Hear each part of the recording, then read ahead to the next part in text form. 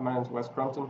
And I'm Walker Blount. This is our presentation on our creation of a comprehensive roadmap for the Big Hill Tract of the AVAC School Forest. So our stakeholder was Dan Allison, and our project was to provide him with a roadmap of the Big Hill Tract, separating out our fire breaks and footpaths and drivable roads. We're also tasked with designating areas in which we're going to need repair and reestablishment. And when we finished our project, we presented it to Dan as a digital map and gave him the related shapefiles with it. So the Big Hill Tract is a portion of the AVAC School Forest owned by the AVAC Foundation. This 245-acre tract is located on the southeast corner of the intersection of Willis-Still Road and Adams Road in northeast Tift County. The property has had established fire breaks and roads, but many of them have not been touched up in several years and need repair or reestablishment. During the planning stage of our project, we met with Dan and obtained the details that we were going to need for the project.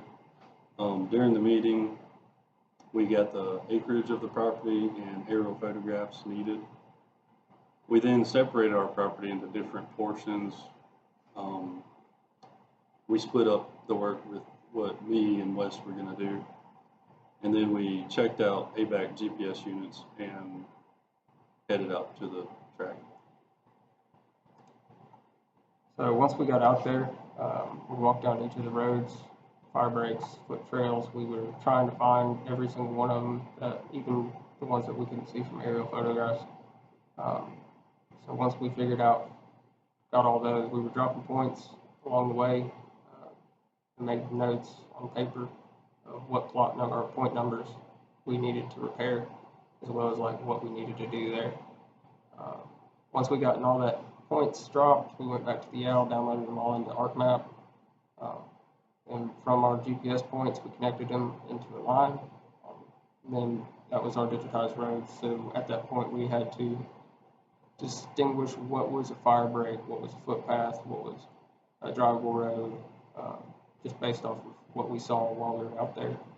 And so once we had done that and separated them out, we went back and split the lines into areas that needed to be repaired, and then put those different on the map.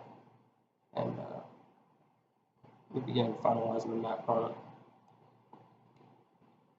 During the project, we ran into a couple of issues. At the beginning of September, Wes got coronavirus and was forced to self-quarantine for 14 days to adhere to those CDC guidelines. Without him being able to be on campus, the main thing I did was work on ArcMap while he was gone. He was able to go out and GPS points during the time, but we weren't able to be together. So after that, I was able to help around the the ArcMap stuff, but one thing we ran into when we were digitizing roads and whatnot was interference due to the tree coverage.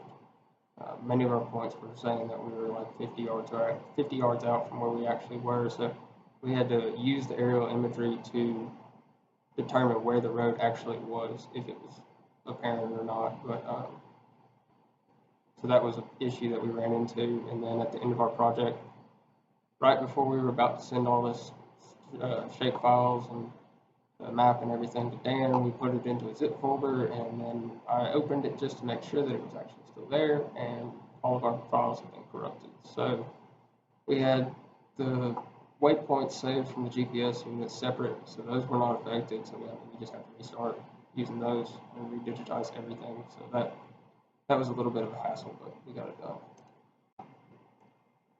So here's the finalized map product. On it, you can see in lime green, those are the fire breaks, and in red, we have the roads, and the yellow areas was places that were foot traffic only. Areas with the orange halo around them, those were the areas that we marked as in need of repair and maintenance. We separated out foot trails from fire breaks because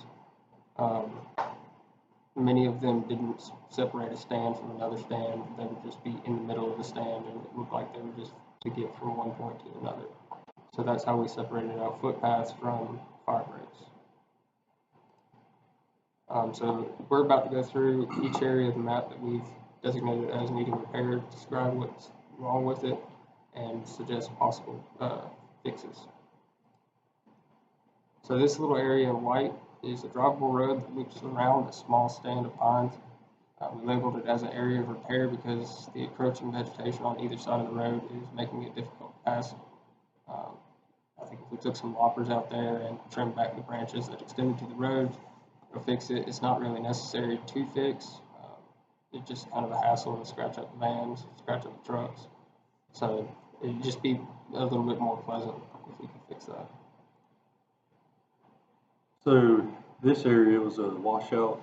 You could pass it in a truck and a side-by-side, but I don't believe the ABAC vans would be able to pass it.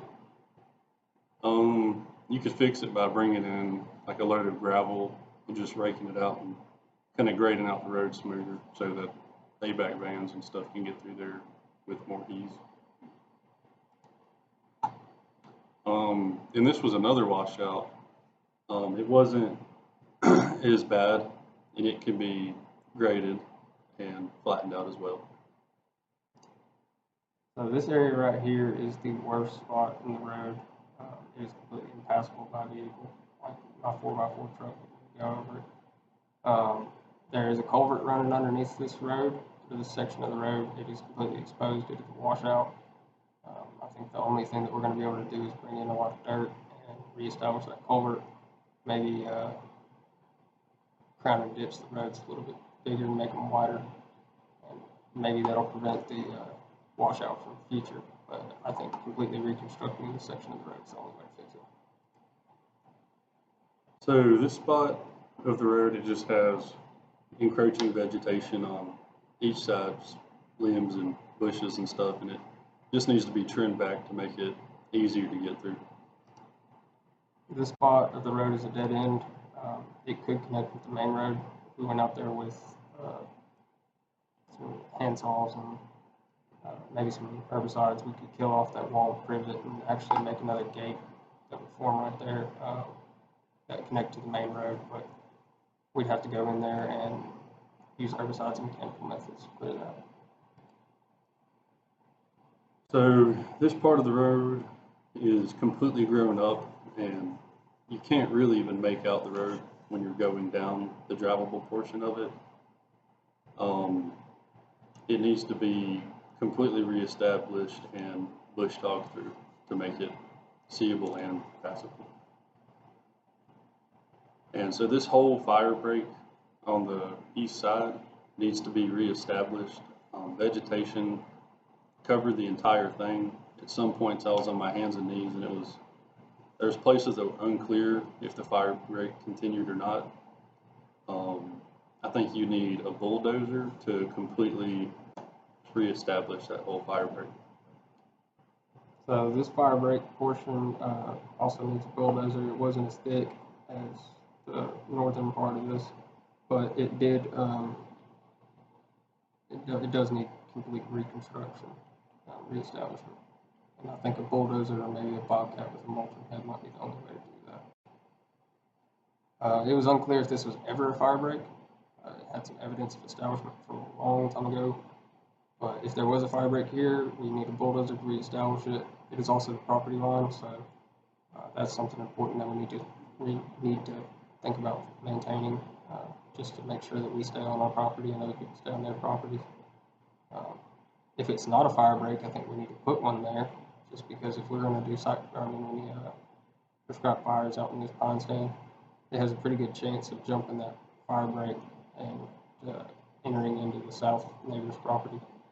So I think that's something we need to look into. Thanks for y'all's time.